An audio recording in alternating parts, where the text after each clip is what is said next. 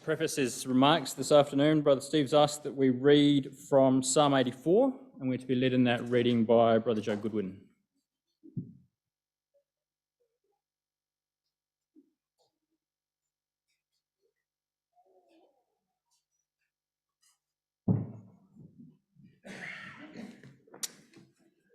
Reading with you all, Psalm 84. To the choir master, according to the Gittith, a psalm of the sons of Korah. How lovely is your dwelling place, O Lord of hosts. My soul longs, yes faints, for the courts of the Lord. My heart and flesh sing for joy to the living God.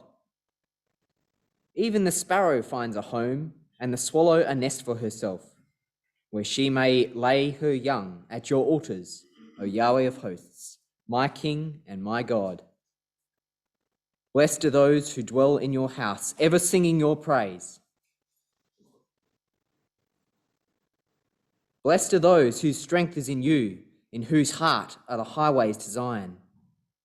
As they go through the valley of Baca, they make it a place of springs. The early rain also covers it with pools. They go from strength to strength. Each one appears before God in Zion. O Yahweh, God of hosts, hear my prayer. Give ear, O God of Jacob. Behold our shield, O God. Look on the face of your anointed. For a day in your courts is better than 1,000 elsewhere. I would rather be a doorkeeper in the house of my God than dwell in the tents of wickedness. For Yahweh, God, is a sun and shield. Yahweh bestows favor and honor. No good thing does he withhold from those who walk uprightly. O Yahweh of hosts, blessed is the one who trusts in you.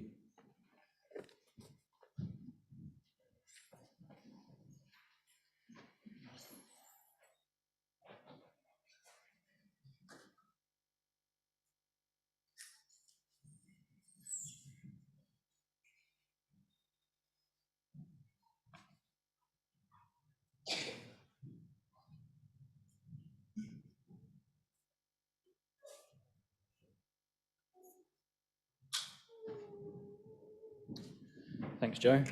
I'd like to invite your careful attention to Brother Steve as he talks to us on Study 2, Soldiers and Gatekeepers.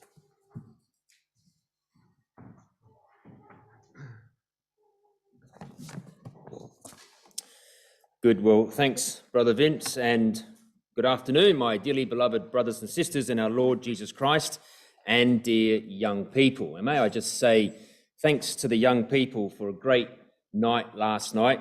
It was quite a privilege to be able to spend some time with you and share some thoughts around the bonfire and inside the home.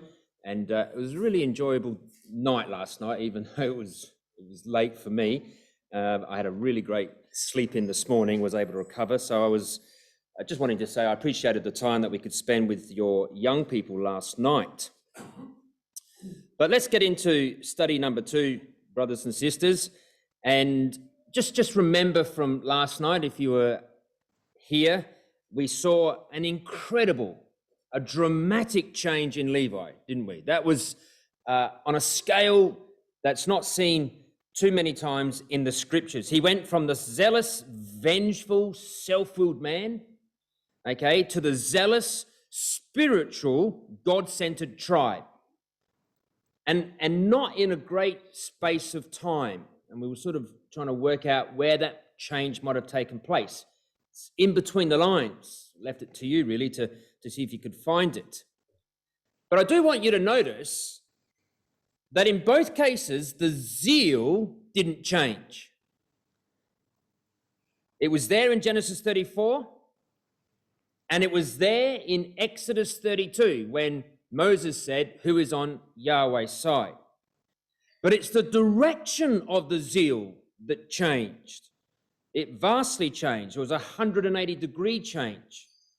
And in both accounts, Genesis 34, Exodus 32, Levi has a sword. but they're used with totally different motives in those two stories. No longer is it used to defend human honor and human pride. It's now used to defend the holiness of Yahweh. So, being a Levite, brothers and sisters, is not about laying down your sword, but rather knowing when and where to use it. And that's what we want to explore in this study. So we've entitled it Soldiers and Gatekeepers. The correct use of the sword, when and how to fight. Now, we want to begin today's study in Numbers, because the story of the Levites unfolds in more detail in the book of Numbers. If you thought they were mentioned in the book of Leviticus, because that's where their name's from, you'd be struggling to find much references to the Levites in Leviticus. Don't know quite how that happened. No, the Levite story begins in Numbers. So come to Numbers chapter 1 and the numbering of Israel. So in Numbers 1, we have the numbering of Israel. Now, who was included in the numbering of Israel? We'll have a look at verse 3. From 20 years old and upward, all that are able to go forth to war in Israel, thou and Aaron shall number them by their armies. So only males and only those over 20. Aaron and Moses were to number them. Now, just notice this word war in verse 3. It's the same word as armies in verse 3. It's the Hebrew word zebah. It means a mass of persons organized for war. And it's used extensively in chapter 1. And it's translated invariably as war 14 times, army 7 times, host 1 time. That's over in verse 52. So it's clear, I think, what the purpose of the numbering was for. This is describing the army. Have a look at verse 45 and verse 46. So were all those that were numbered of the children of Israel by the house of their fathers from 20 years old and upward, and all that were able to go forth to war in Israel, even all they were numbered were 600,000, 3,550. In the army, these were all its soldiers. They had to be 20 years old or older and a male. This is the army. Now, what was the army for? Well, if you're marching through a desert with plenty of water because the rock followed them and the water followed them, you're bound to attract enemies. Just think of Exodus 17 and the Amalekites. And of course, we don't have any record of the wilderness wanderings as such, but we know that at the end, there's Sihon and Og. Okay, so you need an army. Now, in chapter 2, we have the arrangement of the camp. And with the introduction of the tabernacle, this would now have them all camped centered around its 4 sides. The tabernacle was in the middle. And each had to camp, you notice in verse 2 of chapter 2, every man of the children of Israel shall pitch by his own standard. Every camp had to pitch their camp next to their own standard. And you'll notice the continuation of this word, which we already came across in chapter 1, this Hebrew word zebah. You'll see it there in verse 3 and verse 4. And on the east side, toward the rising of the sun, shall they of the standard of the camp of Judah pitched throughout their armies. And Nashon, the son of Amminadab, shall be captain of the children of Israel, and his host, and those that were numbered of them, were 314,600. So in this chapter, we come across this same word, the word host, the word armies, 13 times for hosts, and 7 times for armies. But what's a standard? Okay, they had to pitch by their own standard. What does that mean? Well, the Hebrew word for standard is the Hebrew word degel, and it means a big flag or banner. And Gesenius says it really was a large military banner. That's the description of this word. So what you get in chapter 2, brothers and sisters, is that this arrangement has all the hallmarks of a military-style camp. That's chapter 1, chapter 2. The soldiers and the camp. A military-style camp. But where do the Levites fit in? Because they're not included in the numbering. Just come back to chapter 1, verse 47.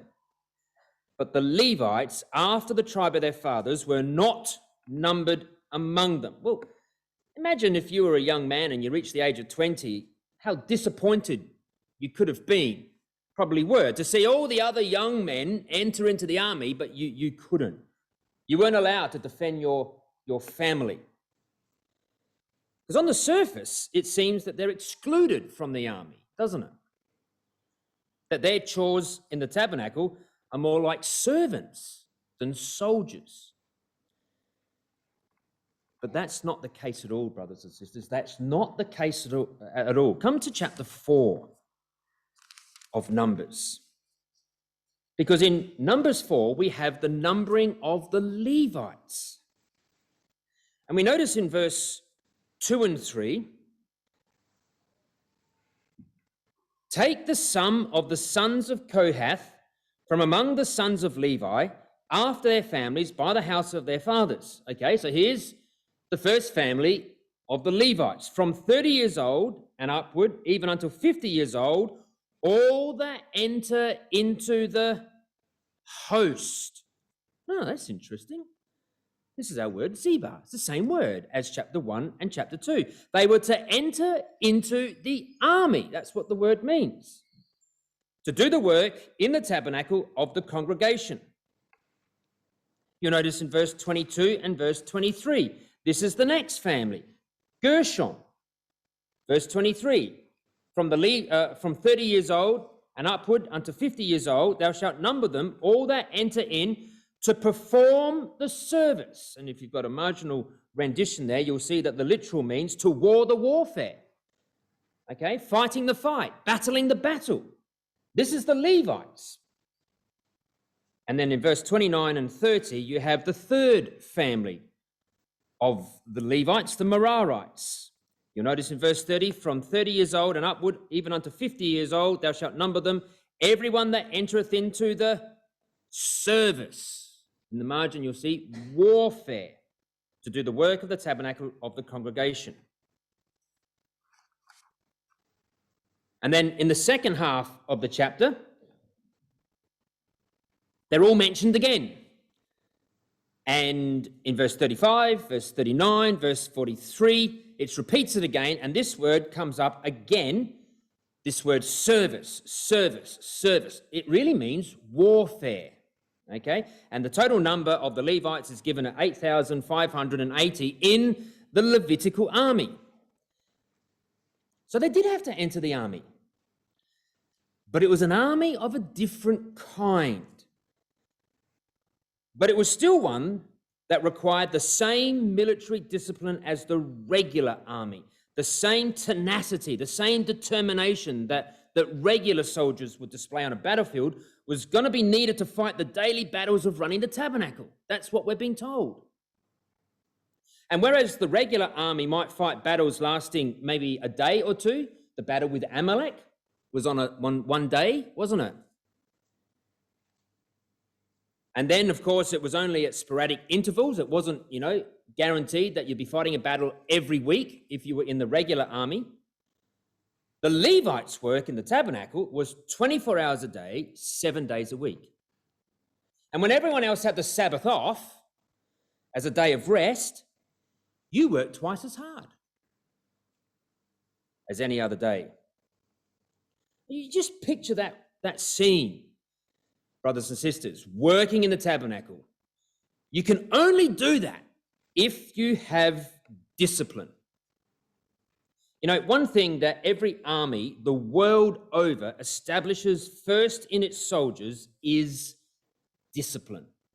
It's a major part of entering into the army. Without discipline, you don't have a real army. and you have very little hope of success. And this was absolutely true for the Levites too, and for any wanting to follow the Levites' example like we are. Discipline and routine are essentials when fighting the battles of the truth. Now, I've just got a few slides. I came across an excerpt of an individual who described the purpose for military discipline. Okay, I'm just going to read through, and you can follow through on the screen as well. This is what happens and why when a young man enters the army and he has to go through those grueling drills to instill discipline into them. A US Army veteran by the name of Michael Anthony wrote the extracts that I've going to quote here. When a person joins the military, his first taste of discipline is external. His drill sergeants assume that he has no self-discipline and thus seeks to instill it. Left to his own devices, the soldier, sailor, or airman would be slovenly and too self-absorbed to succeed. So I've got to change that attitude. All right? Some of the parents here might recognize a little bit of that. Okay, so a boot camp idea might help out. Hey, well, had the new recruit chosen another life, college or a civilian job, his time away from the classroom or the shop would have been his own. He could have decided on his own when to get up, when to study, and what to do after hours. No one would have spoken to him about the shine on his shoes and the length of his hair. This is not to say that the young civilian would not find discipline in his life. He would also be growing as a person and realizing that he must please his boss or his teacher if he ever wants to succeed. However, his path to maturity can be slower. The military man has gone into a demanding profession. His country depends on him for his very survival. He is going to be asked to risk or give his life for his fellow soldiers and for the nation. He has to grow up fast and be ready to do things that lesser men cannot. So his first days in the military aren't pleasant ones. Discipline must be ground into him. He has to gain physical strength, endurance, knowledge, and spirit quickly. Day by day, morning and night, he is pushed to do more than he thinks he can. He is forced to stand tall, look sharp. He must run everywhere, never give an excuse for failure. At first, he is forced to do these things. He's watched, he's yelled at, he's punished for every infraction. Bit by bit, though, he starts to internalize the code of the military. He starts to take care of his fellow soldiers, whether they succeed or not. He starts to care about the military code. He stands tall, not because someone's told him to, but because of the pride inside him. He's fit, he's ready for the hard life ahead of him. This determination and spirit does not leave the soldier when he leaves the military. He approaches tasks in the civilian world with the same self-discipline that he acquired years back as a nervous young recruit. Now he's confident as an individual, ready to tackle the projects that those around him fear are impossible. He knows, first of all, the value of organization. He can put things into perspective. He sees that the impossible project is only a series of little tasks. He learned long ago that self-discipline is the first step towards leadership. And now he is ready to step to the front of the group and assign those tasks to others. I thought that was really good to just sum up what it means to be part of an army and have that military discipline ground into you. All right, so there's just a summary of that extract of what military discipline does to the young person that joins the army or the Navy or the Air Force. But you can see how this same approach of military self-discipline was going to be needed for the Levites in the tabernacle service. It was grueling work, and it was discipline that was needed day in, day out, 24/7, as we say. Now, whereabouts in the camp did the Levites camp? Of course, we looked at the arrangement of the camp. You had the tabernacle in the middle, and then you had the 12 tribes around the outside. But of course, that doesn't include the Levites yet. We'll come back to chapter 1 of Numbers.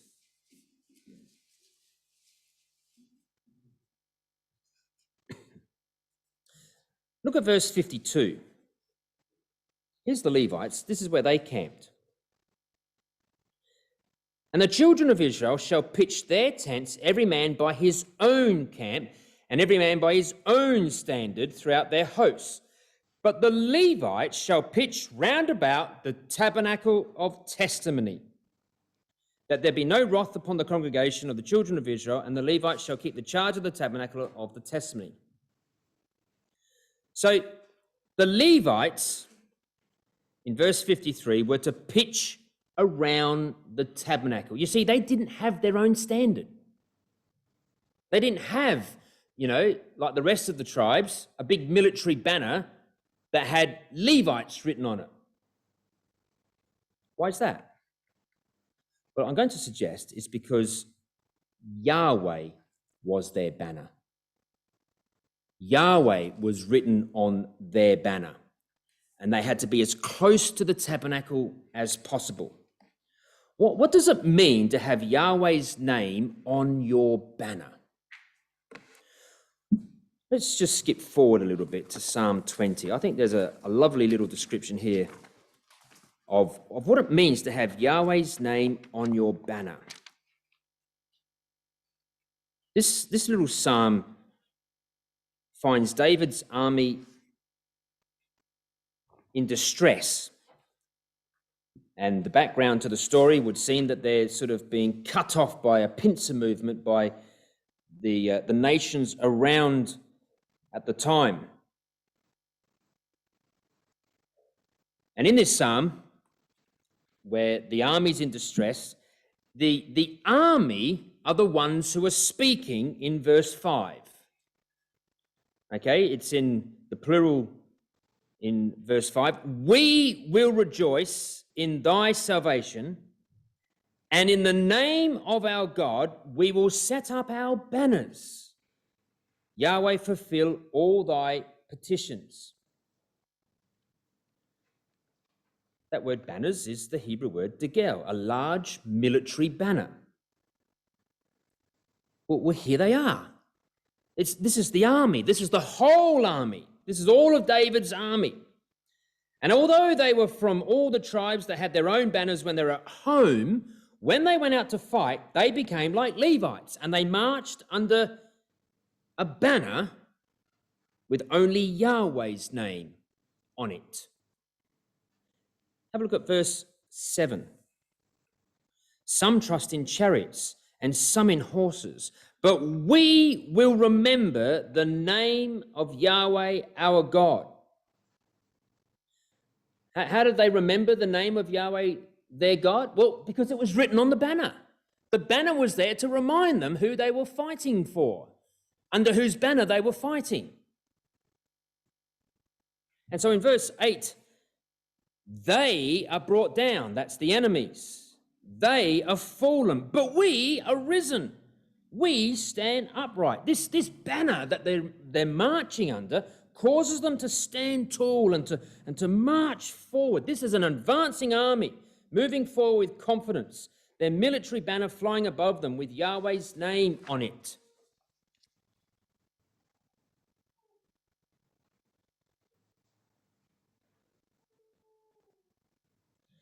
So just notice the parallelism between verse 5 and verse 7.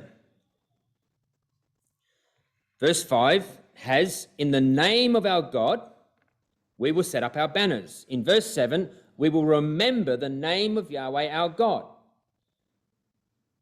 You can see how the parallelism matches, except for when we come to the phrase banners and remember. So it's telling you that the reason for the banner was so that you could remember. And that was really the Levites' work, to help the army remember Yahweh on that banner. So the banner was there to help them to remember.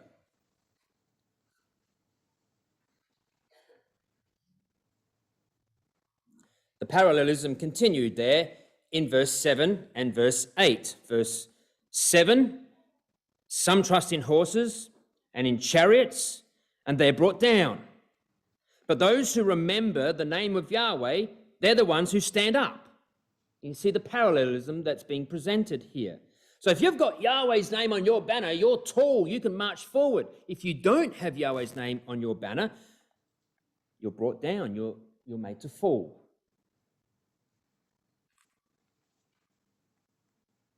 So who taught David's army to do that, to remember Yahweh's name and to put it on their banner? Well, of course, it was the Levites. So you can see how influential they were to the regular army's success. The regular army's success depended on the Levites being a success. And so in that sense, the Levites were soldiers too, fighting the battles of the truth with the right weapons and the right motive. And that really is the same for us in the truth today, brothers and sisters, because life in the truth is about learning to be a soldier that's equipped to fight the most important battles you will ever fight, the daily battles against sin, because that's what we have to fight. Sin. And it's an ongoing, continual battle. It's actually a protracted war, day in, day out, from Sunday to Saturday. It's 24 hours a day, 7 days a week. It's every waking moment is this battle against sin for every one of us.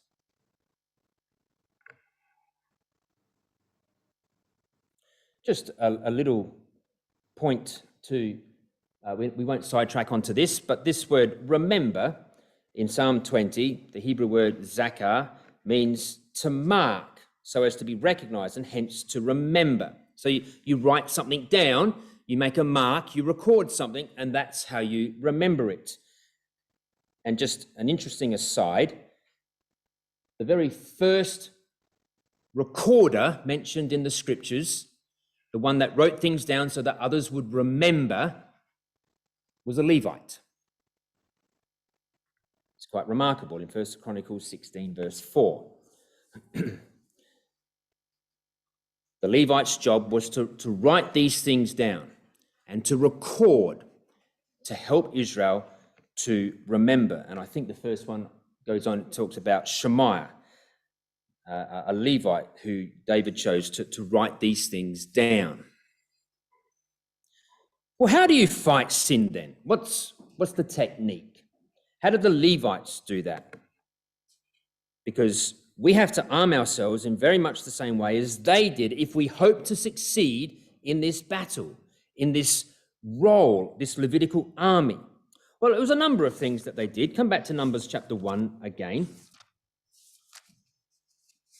Really, Numbers is the place we're going to keep coming back to time and time again and pick up threads of themes on the Levites and then run through the scriptures and then come back to Numbers and find out more about this wonderful group, this wonderful tribe. So in Numbers 1 and verse 50, we read, "But thou shalt appoint the Levites over the tabernacle of testimony and over all the vessels thereof and over all the things that belong to it.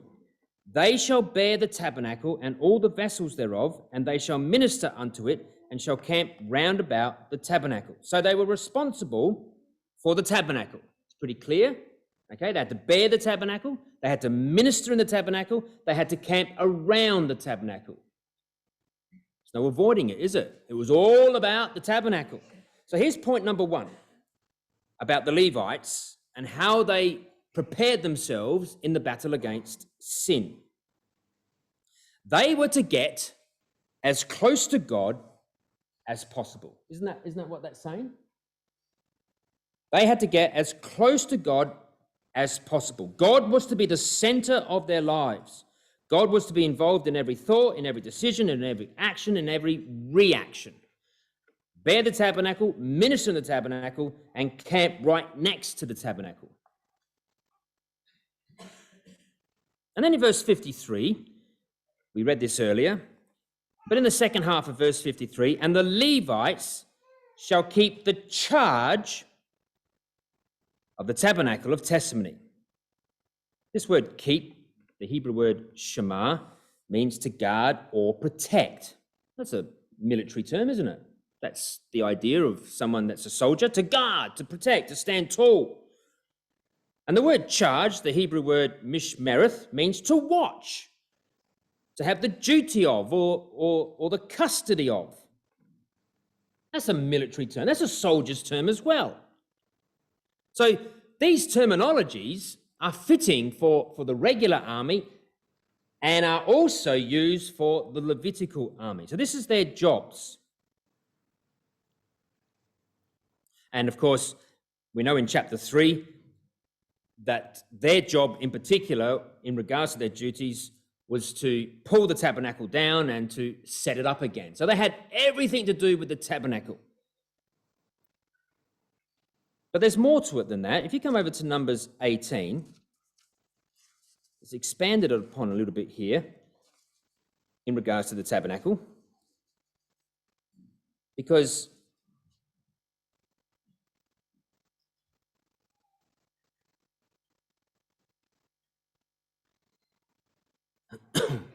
Numbers 18, so there's Numbers 3, all the work that the Gershonites, the Kohathites, and the Merarites did with the tabernacle. But here in Numbers 18, we find in verse 3 that it says, "And they shall keep thy charge and the charge of all the tabernacle. Only they shall not come nigh to the vessels of the sanctuary and to the altar, that neither they nor ye also die." And in verse 4, "And they shall be joined unto thee, and keep the charge of the tabernacle of the congregation for all the service of the tabernacle." I just want you to notice that word all, okay? So it's not just the pulling down and the setting up again. All the service of the tabernacle was the Levites' responsibility. So what are we talking about here? It's not just the setting up and the packing up, but it's all the workings of the sanctuary. What did it take to make that sanctuary work, the tabernacle work? Well, someone had to fetch the water. Someone had to help the priests. Someone had to help the offerers. Everything had to be washed and kept clean. This was the job of the Levites. All the tabernacle. Pretty menial task. Pretty tough being a Levite, day in, day out. And then in verse 5 it says, "And ye shall keep the charge of the sanctuary and the charge of the altar." Well, what does that mean? Well, the altar, this is the place where the continual burnt offering was offered, and to have a continual burnt offering meant someone had to go and collect the wood. Someone had to make sure that that fire kept going day in, day out, 24/7. It was never, ever, ever allowed to go out. Now, you're in the wilderness. You're in a desert, and your job is to find the wood. You've got to go and collect the wood to make sure that the continual burnt offering never, ever went out. It's not easy, is it, doing that? All this type of work, the menial task. It's a struggle to maintain enthusiasm and a positive spirit. This is hard, tedious work. It would be so easy to give up, sit back, take it easy. But that's not the option of a soldier. A soldier battles on with determination, sword always at the ready. And so the Levite had to keep focused on the work at hand, and remind himself that this work was as important, if not more important, as the soldiers in the regular army. Think you could have kept up in the tabernacle? Eh? I'm sure some of the sisters could put their hands up and say, yes, I could. What about us, brethren? You know, it's tough work, constant. You need discipline, need self-discipline. It was teaching you, brothers and sisters, about maintaining your discipline in these menial tasks, because that's the application that you can use in spiritual things. And to do those spiritual things regularly. So what does the New Testament say about soldiering? Actually, there's quite a lot. We're not going to turn these up. You may like to just jot them down. I'm sure you'll know all of these places. But here I've just lumped them together. Soldiering in the New Testament. It's amazing. There's a lot. And it's all coming from, in many cases, the lives of the Levites. So we know about Ephesians 6. We all know about the spiritual warrior there in that chapter. 2 Corinthians 10, verse 1 to 6, it's the battle of the mind, the pulling down of strongholds. You've got to sort of adapt that siege warfare mentality. Throw everything at sin to pull it down. Don't give it 1 minute's attention. Romans 6, verse 13.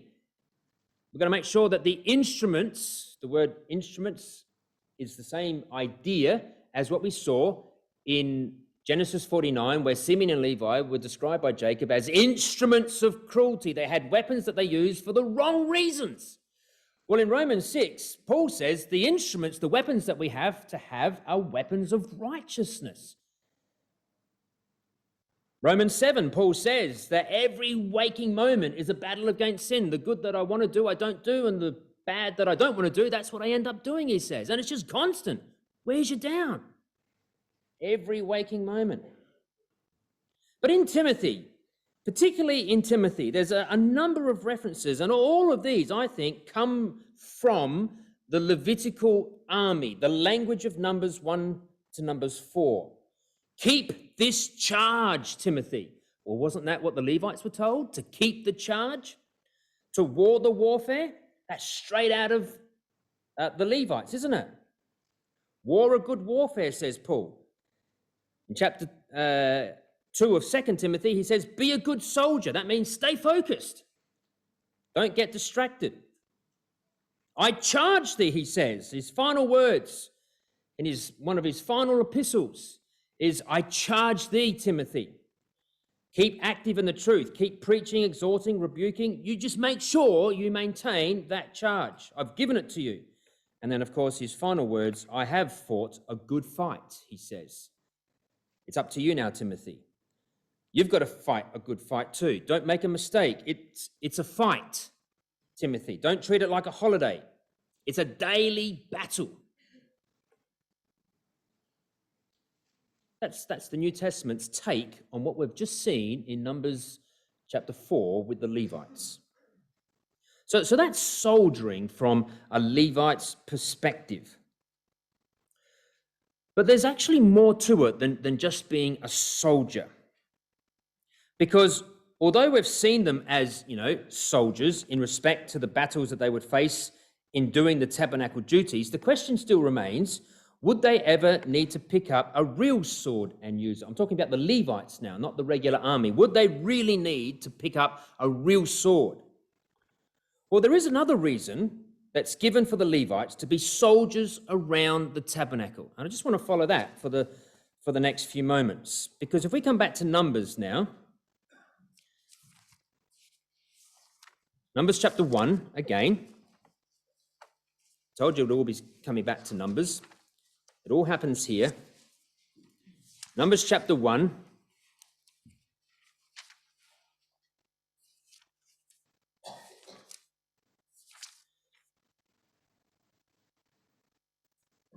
There's this phrase that we read in verse 51 and in verse 53, which I just glossed over. I just want to pick that up now, because you'll notice in verse 51, when the tabernacle setteth forward, the Levites shall take it down, and when the tabernacle is to be pitched, the Levites shall set it up, and the stranger that cometh nigh shall be put to death. Who did that? Why would they do that? Have a look at verse 53. But the Levites shall pitch around the tabernacle of testimony, that there be no wrath upon the congregation of the children of Israel. Why would there be wrath on the children of Israel if they came close to the tabernacle? Well, just a couple more quotes on this same theme found. Have a look at Numbers chapter 8, verse 19. I've coloured these in, actually, because it's a theme about the Levites. You'll see at the end there, at verse 19, that there be no plague among the children of Israel when the children of Israel come nigh unto the sanctuary. So there was the threat of a plague being unleashed on Israel if they came close to the tabernacle. And chapter 18 of Numbers and verse 22, we see, neither must the children of Israel henceforth come nigh to the tabernacle of the congregation, lest they bear their sin and die. So what's this saying? There's a number of passages there telling us that the Levites were the ones who would stop Yahweh's wrath from coming upon the nation through plague. By stopping people coming into the tabernacle, their job was to put up a wall and say, you can't come any closer, sorry. By stopping, and if necessary, killing any who came near and were not allowed in the tabernacle precincts, whatever the reason might be. They were the protectors of God's holiness. They were the gatekeepers. That was their role. They were the gatekeepers to the tabernacle. So not only did they work in the tabernacle doing all the menial tasks, they were also responsible for being gatekeepers with real swords by their sides. They guarded the doors, checking all that entered in. And if someone tried to enter in that shouldn't, they had the authority of God to manhandle them away or even kill them in order to stop God from sending a plague. This is very important work, isn't it? No wimps here in this role. This aspect of the work of the Levites developed into an even more significant role in the time of David. Let's skip across now. Let's come across to 1 Chronicles chapter 23. David saw the importance of this role. 1 Chronicles 23. David is recorded here numbering the Levites and organizing the Levites into their various roles, their various courses. I've sort of simplified it here on this chart, on the PowerPoint, because verse 3 to 6, we're told how he assigns the 38,000 Levites that he had at his disposal to use as he prepared for the building of the temple that Solomon would build and the organizing of the temple. 38,000 Levites, quite a lot, isn't it? There was 38,000 in total to do the work. Of those 38,000, if you look at verse 5, 4,000 were porters. This word porter means a gatekeeper. In other words, there's 1,000 porters on each side of the temple. 1,000 have been assigned to guard that side of the temple. It's still to be built, all right, but David's organizing this and getting it ready. That's a lot, isn't it? You think it's really that important that you needed 1,000 on each side? Okay, they had their roster and their rota. Okay, and you'd come up for a week and then you'd go home, and then in 3 months' time you'd come up again, and your job was to be there for the week protecting the temple. All the doors were protected by you if you were one of those porters. Now, 4,000. Some of you may have done this before, but chapter 23 through to chapter 26 shows all of those divisions and how it works. You'll see chapter 24 is the division of the priests. Chapter 25 is a division of the singers. So it's chapter 26 we want to go to and see the way in which David selected and ordered the porters. And in chapter 26, half the chapter is given over to the porters, and the second half is given over to the officers and the judges. And we're going to see that on Sunday morning. But here's the porters, the division of the porters. See in verse 1, concerning the divisions of the porters. I just noticed this in Gill's commentary, his exposition of the whole Bible. He just said this, or doorkeepers. And he explains what that was, whose business it was to open and shut the doors of the temple, to keep all impure and improper persons from entering into it, or any of the vessels being carried out from it, and to prevent tumults and riots about it. So that's your job as one of the gatekeepers. All right, you were to stop impure people from entering in and you were to stop the valuable vessels from being stolen and taken out. And any riots or tumults, your job was to quell them. And so you had the authority to manhandle or kill those that were causing that. It's a pretty important job. So notice who they were. Verse 1, of the Korites. Verse 1 to 9 are Korites. Then in verse 10, it says, also Hosah of the children of Merari. So 2 verses about those from Merari and 9 verses of those from the Korites. So there were 75 porters who were in charge of the 4,000 that came from the Korites, and there were 18 who came from Merari who were in charge of conducting the 4,000. So that made a total of 93. I want you to notice that the greater number came from the line of Korah. Now, that's not insignificant. That is extremely important. Remember the Korites? Remember the family of Korah? Okay? These are those that did not stand with their father Korah when he defiantly stood in the door of his own tent. Remember, Korah stood there and Moses and Aaron had said, to come to the tabernacle and said, nope, we're not. We're standing here. Okay, you remember that scene? Just picture that scene. Put yourself back there into that scene. There was Dathan, all right, standing in the front of his own tent, defiant and arrogant. And with him were all his children and his wife standing in the door of his tent. And there's Abiram standing in the door of his own tent. And there's all his children and his wife and all his stuff. And there's Korah standing in the door of his own tent. He's defiant, he's arrogant, and he's completely alone.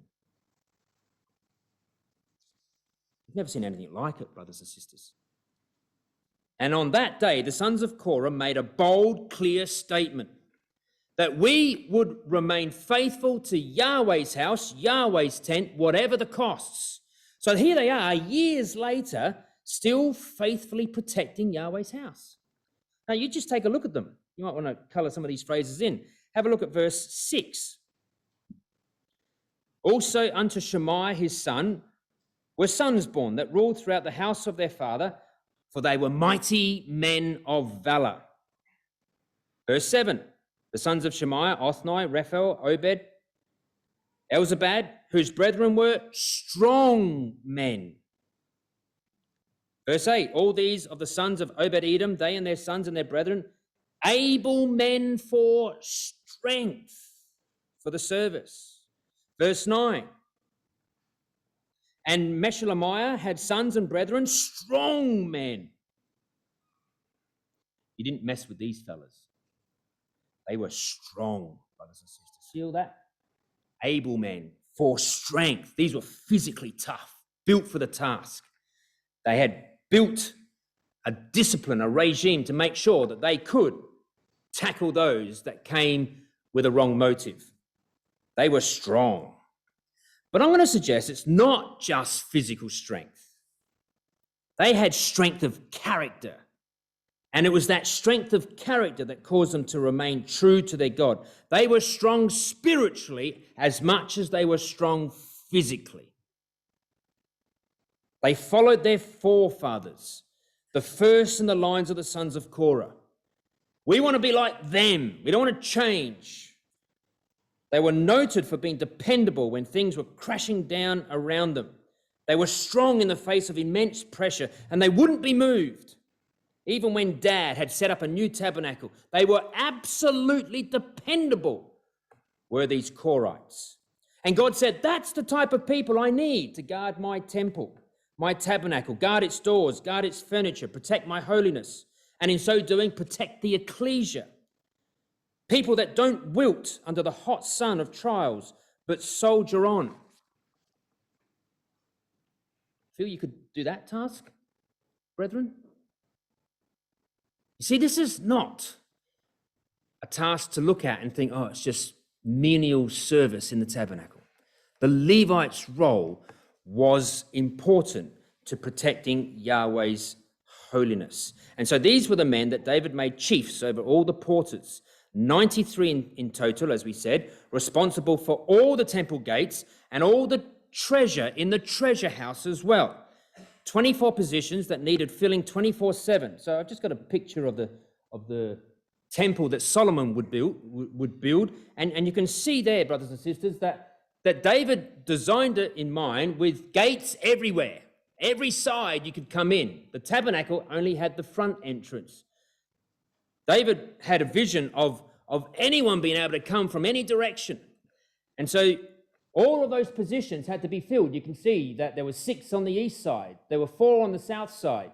There were 2 on the west side on the first gate, 4 on the west side on the second gate, and 4 on the north gate. And then there was the treasure house, where all the tenth was brought up so that the Levites could have, plus all the vessels and the treasures of the house of God stored in there. There were 2 guards at the front, 2 guards at the back.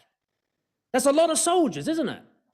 And you're one of those porters, and your job was to be there, standing guard 24/7 for that week. They had a rota, as we said, but you had to stand there, rain, shine, snow, hail. Your job was to protect. It was hard work, staying focused, staying alert, remembering the reason that you were there, never letting your guard down. And the reason that you were willing to do that was because you loved that temple. You loved Yahweh. You loved his banner. You loved his holiness. How much do you have a love for God's house, brothers and sisters? A love that would enable you to be relied on to stand guard as a doorkeeper. Particularly in this age where there's so many exciting things that you could be doing rather than just standing there tediously guarding and watching over the things of Yahweh. You need someone, brothers and sisters, like the psalmist of Psalm 84. Just come to Psalm 84. I think you can probably picture why we've chosen Psalm 84 for this particular study. Psalm 84, the writer of this psalm is a son of Korah. Don't know his name, but what we do know is that he loves God's house, not solely in an academic or a ritualistic sense, but because he knows that's where Yahweh can be found. That's where Yahweh's character can be seen, and it makes him happy. You would have noticed as we read through, the word blessed keeps coming up. The word blessed means happy, and it's the way the psalm is split up. Happy are those that dwell in Yahweh's house. Happy are those who journey to Yahweh's house. Happy are those who build their life on Yahweh. The 3 segments in that psalm. It makes him happy. Does it make you happy to be involved in God's house? Not just to be here, but as you're journeying here? You're happy that you're coming here? So much so that in verse 10, the psalmist here says that to be on the outside, on just the edge of God's house as a doorkeeper is far more pleasurable and enjoyable and rewarding than having the best position inside the tents of wickedness. All right. So the box seat at the AFL Grand Final, okay, inside that house, because that's really a picture of them collecting together. This psalmist is saying, I'd rather be just on the outside edge, just on the very edge of God's house as a doorkeeper, than be right in the center box seat of the tents of wickedness, because tents are temporary.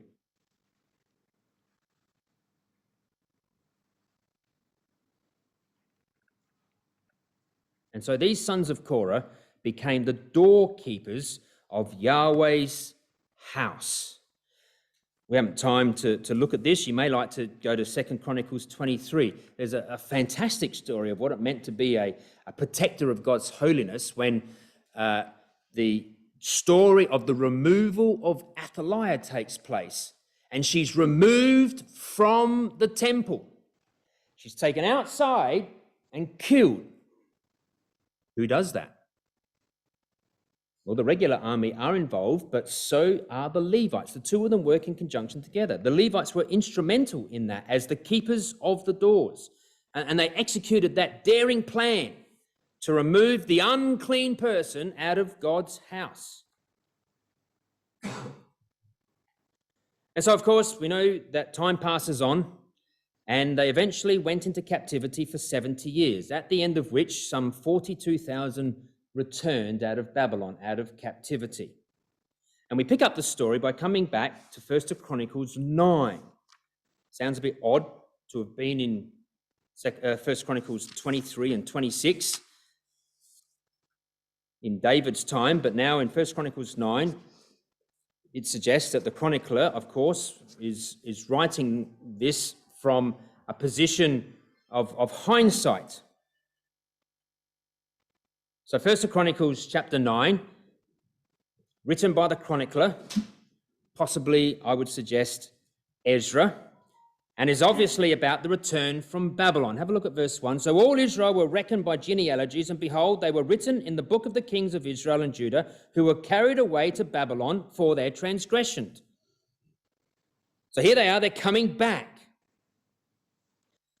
Who returned? Well, have a look at how the chronicler records the return from captivity. In verse 3 to 9, he says, the children of Israel came back. Doesn't say too much about them. He just says the children of Israel came back, gives a few names. Then he says, in verse 10 to 13, he records the priests that come back. And then in verse 14 to 34, just note the proportion that he's done here. All the children of Israel are in verse 3 to 9, that much, just there. The priests are in verse 10 to 13, that much just there. But the Levites get the biggest section in verse 14 to 34.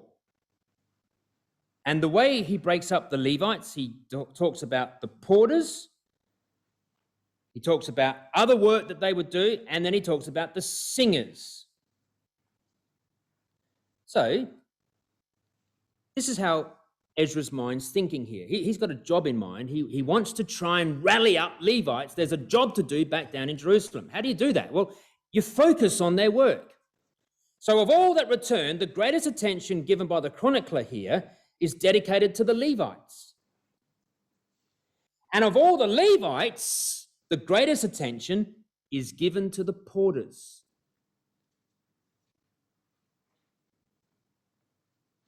So let's have a look at verse 17 to 29. All right. I've just put headings next to each of these little sections here. You may not get a chance to copy them all down now, get the PowerPoint later, and just break up the chapter. It's fairly easy.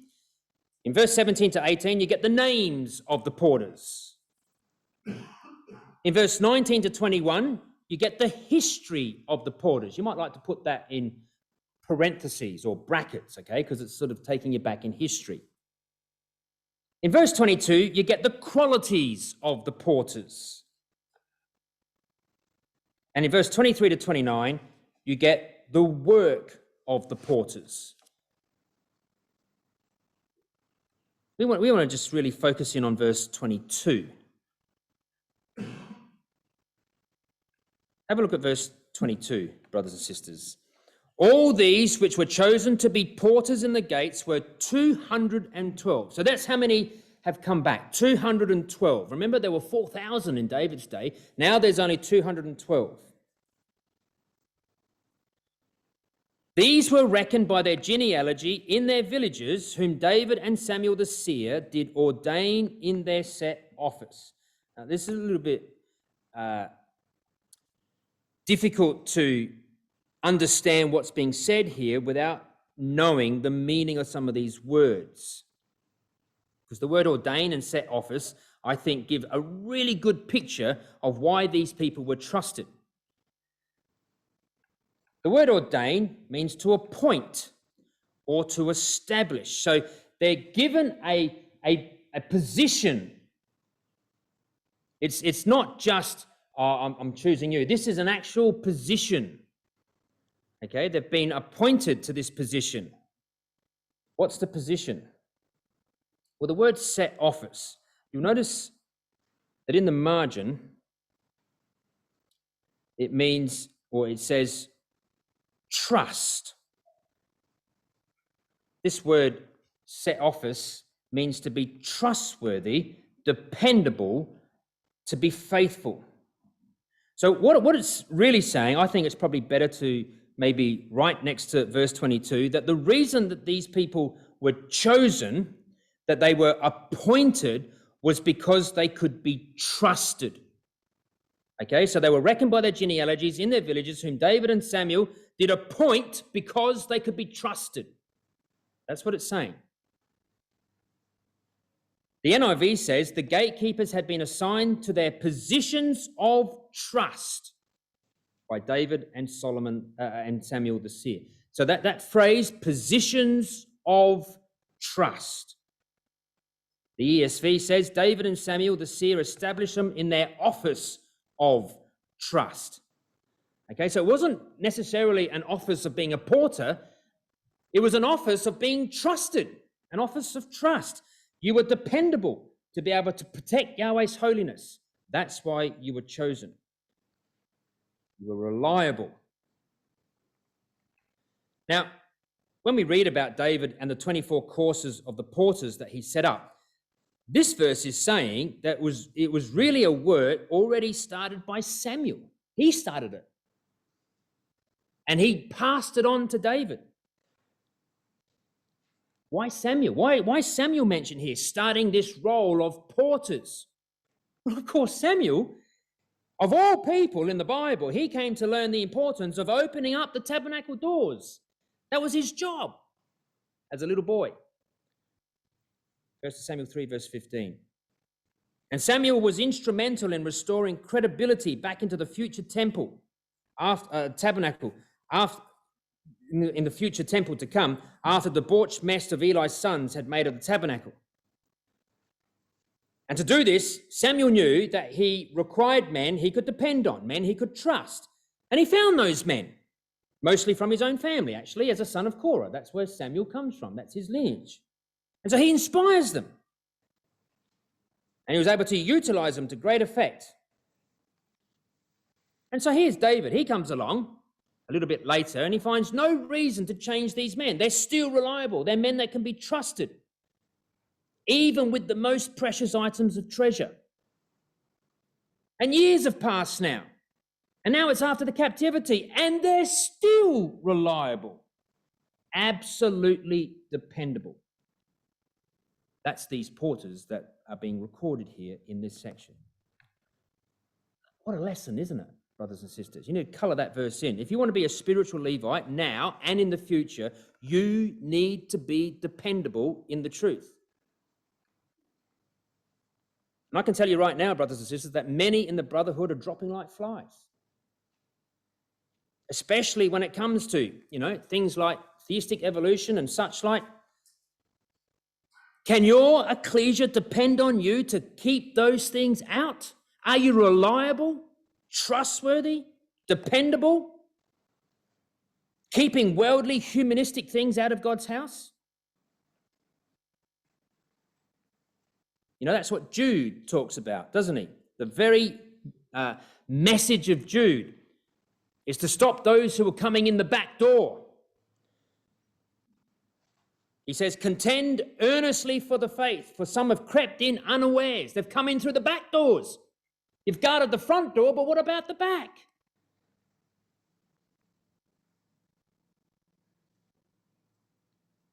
How dependable are you as a gatekeeper to your ecclesia, to your family, to God's house in this part of his earth? Well, if we had to choose a standout example of all the porters and gatekeepers from the annals of history, who would you choose? There's one man that stands taller than all the others. Such was the example of this man that he became the mentor and the inspiration for all who followed after him. And he's mentioned back in the history section of verse 19 to verse 21 in 1 Chronicles chapter 9. Because in relating their history, Ezra mentions something that we didn't find out by reading Numbers. Because at some point, probably after Korah's rebellion in Numbers 16, the sons of Korah took on a role of being the keepers of the gates of the tabernacle, keepers of the entry. And they did this willingly. They said, we don't want someone like our father ever coming into Yahweh's presence again, so we'll watch the tabernacle doors. You just leave that job to us. We'll take care of it. And it was, by and large, the sons of Korah who continued to do that throughout every generation. That's an incredible responsibility and legacy of the Korahites. So have a look at verse 19. And Shalom the son of Korah, the son of Ebiasaph, the son of Korah, and his brethren of the house of his father, the Korahites, were over the work of the service, keepers of the gates of the tabernacle, and their fathers, being over the host of Yahweh, were keepers of the entry. Now, next to verse 19, you need to probably write that this is recording the events of Numbers 16. Remember the number we referred to it earlier? Korah, Dathan, and Abiram standing in the court in the door of their individual tents is recorded in Numbers 16. And from that moment onwards, the family of Korah, the children of Korah, said, we don't want to be a part of Dad. We want to make sure that we don't have that problem ever again. Leave the job of being a doorkeeper to us. So next to verse 19 is Numbers 16. Now that happened really early on in the wilderness wanderings. But then verse 20 says, and Phinehas, the son of Eleazar, was ruler over them in time past, and Yahweh was with him. And when did that happen?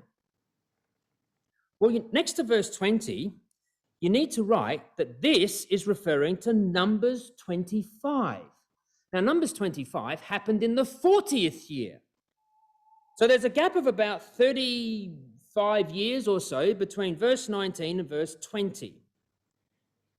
But it says in verse 20 that Phinehas, the son of Eleazar, was ruler over them in times past.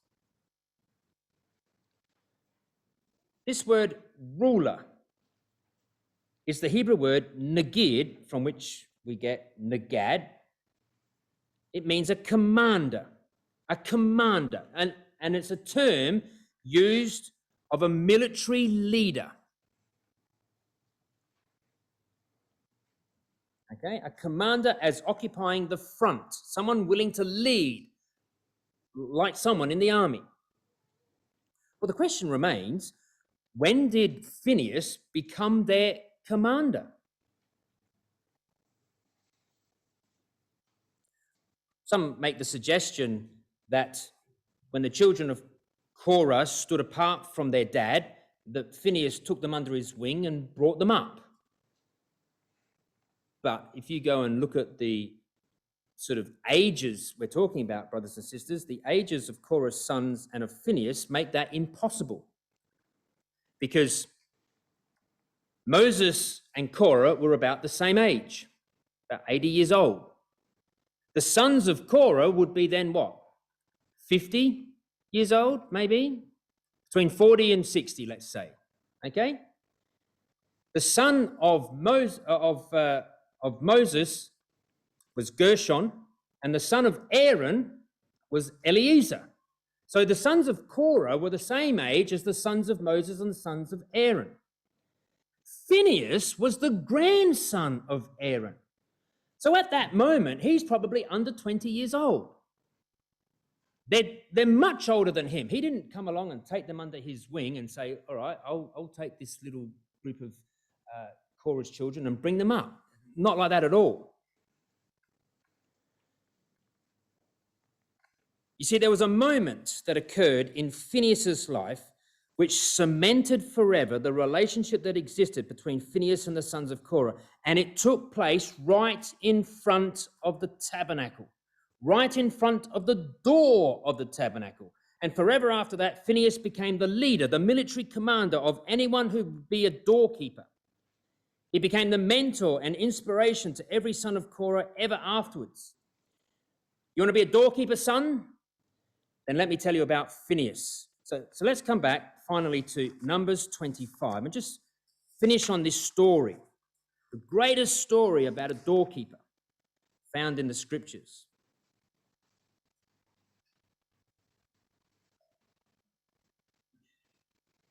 We find in verse 6 of Numbers 25, and behold, one of the children of Israel came and brought unto his brethren a Midianitish woman in the sight of Moses and in the sight of all the congregation of the children of Israel, who were weeping before the door of the tabernacle of the congregation. So a man of Israel with this Midianitish floozy on his arm dares to walk straight past the door of the tabernacle. This is the center of the camp. And in verse 7, Phinehas is horrified. And he thinks immediately of Yahweh's holy character, and he can't stand what's happening. And he picks up a javelin, and without compromise, he goes and stops the man and woman stone cold in their act of immorality. Verse 7, and when Phinehas, the son of Eleazar, the son of Aaron the priest, you see, he's 3 generations below Aaron, he rose up from the congregation and took a javelin in his hand, and he went after the man of Israel into the tent and thrust both of them through, the man of Israel and the woman through her belly. And so the plague was stayed. Right next to that, Numbers 8, verse 19. You see, gatekeepers could stop plagues. Here's a gatekeeper stopping the plague. This was his job. He used the javelin. He had that weapon for that purpose. And in verse 9, 24,000 died. But thanks to Phinehas, it could have been as much as 50,000. Like the days of the men of Beth Shemesh when they opened up the ark. 50,000 died on that occasion.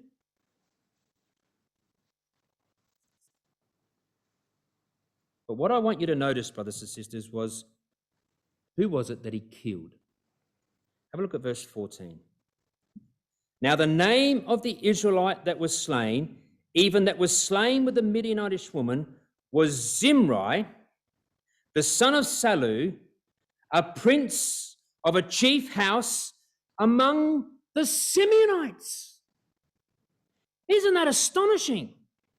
We've come a full circle. This was a prince from the tribe of Simeon. And we started in Genesis 34 in our first study last night, where Simeon and Levi had a little ecclesia of their own, full of violence and deceit. They were as close as 2 brothers could be. And here we have Phinehas of the tribe of Levi thrusting a spear through a prince of Simeon. And for this action, God gave Phinehas a blessing. Back in verse 12. Wherefore say, behold, I give unto him my covenant of peace.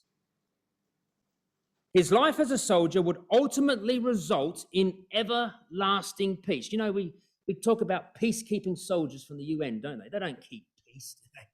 You know, what war has the UN actually ever stopped? And of course, Afghanistan is a testament to that.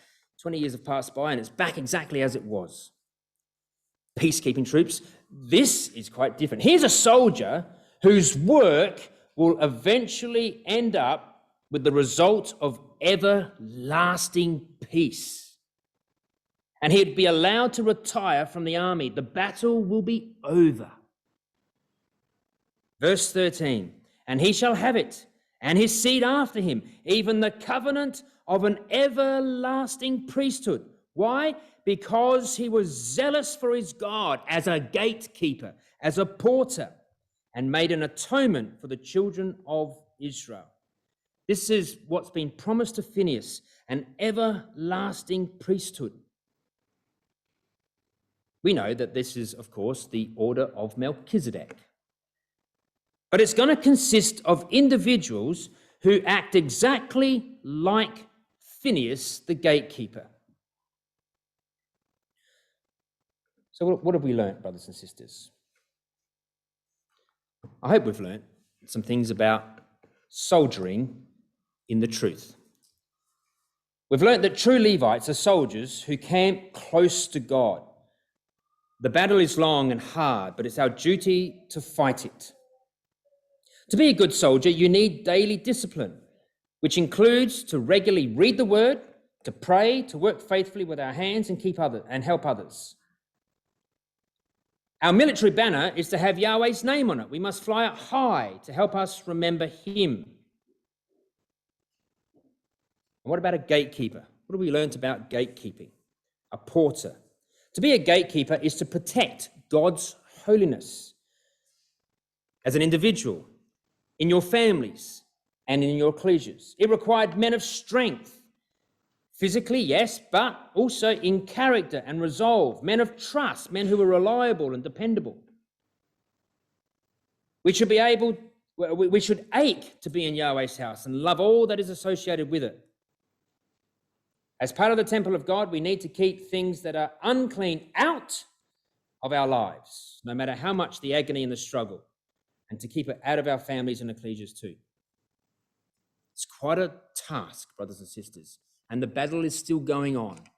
We need to keep battling until Christ returns. So let's go to Malachi 3 and just see what have we learnt out of Malachi 3 that is applied to our studies for this afternoon.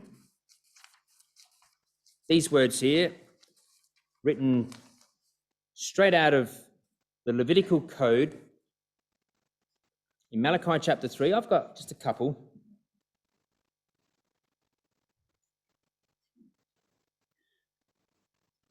What was the whole purpose of that banner? That banner was to cause them to remember. Remember. So in Malachi 3, it says, "Then they that feared Yahweh spake often one to another."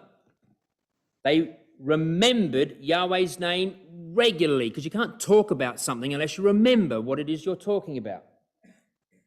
They remembered Yahweh's name because they were flying their flag high with his name on it. Can people see the flag over you that it says, "I have Yahweh as my banner"? And then it says, "Yahweh hearkened and heard it, and a book of remembrance was written before him for them that feared him and that thought upon his name." Yahweh is a rememberer too. Yahweh has our name written in his chronicles. If we remember him, he's promised that he will remember us.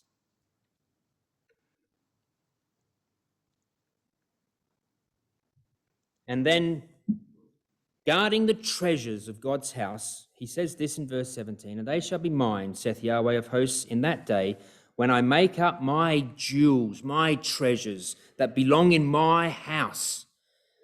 And I will spare them as a man spareth his own son that serveth him." Are you a jewel in God's house? You've got to protect that. Do you see your brothers and sisters as jewels in God's house? You've got to protect that holiness around them. So, brothers and sisters, as we wait for the one who has the key of David, that openeth and no man shutteth, and shutteth and no man openeth, as we wait for him to come, who's opened the door for us and is inviting us to walk into God's house, may it be that we put these things into practice in our lives now as we await for him to return.